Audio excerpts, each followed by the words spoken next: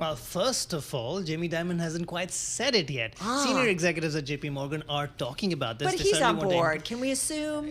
It's very fair to assume Jamie Dimon's on board. If there's anyone on board, it's Jamie Dimon. Everyone else has to fall in line. But all the sense we're getting, unless plans fall apart last minute, is sometime in the next few weeks, in a week or two, you could very well see JP Morgan come out and say they want everyone back in office 5 days a week.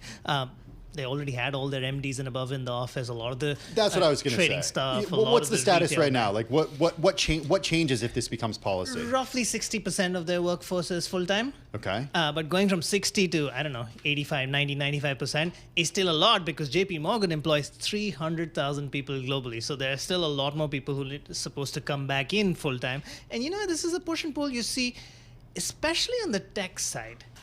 It's a dynamic people have seen within JP Morgan, but it's perhaps true across the board. That's one group inside many corporations where it's proven the hardest to convince them that 5 days in the office is the way to go. And they need those workers. Like, pick your firm, right? They're kind of at their core, they're tech firms, right? In terms of needing that staff. And it's a question of where does the leverage lie?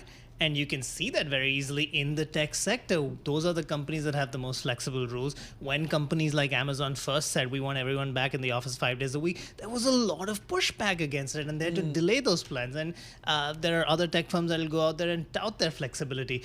Much less so in the banking sector. I'd probably say Citigroup is the only one out there who still speaks to its hybrid ethos. Yeah. Everyone else is pretty much back in the office staff. But do they have to?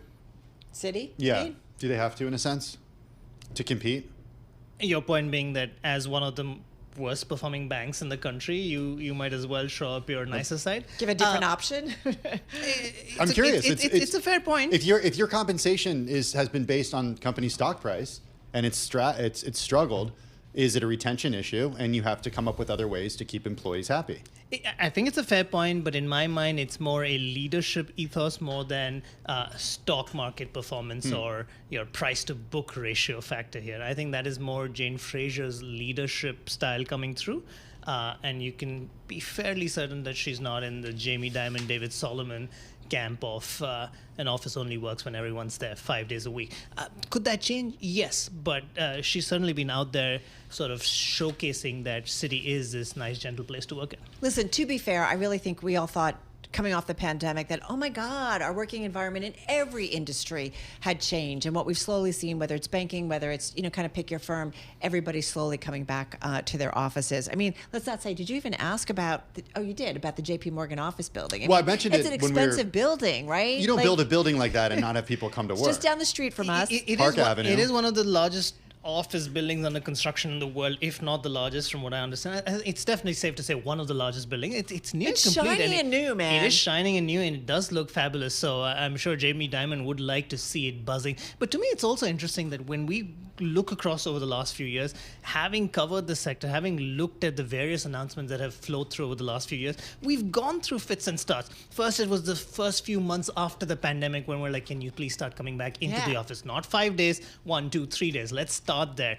Then maybe a year or two, okay, enough's enough, let's go 5 days.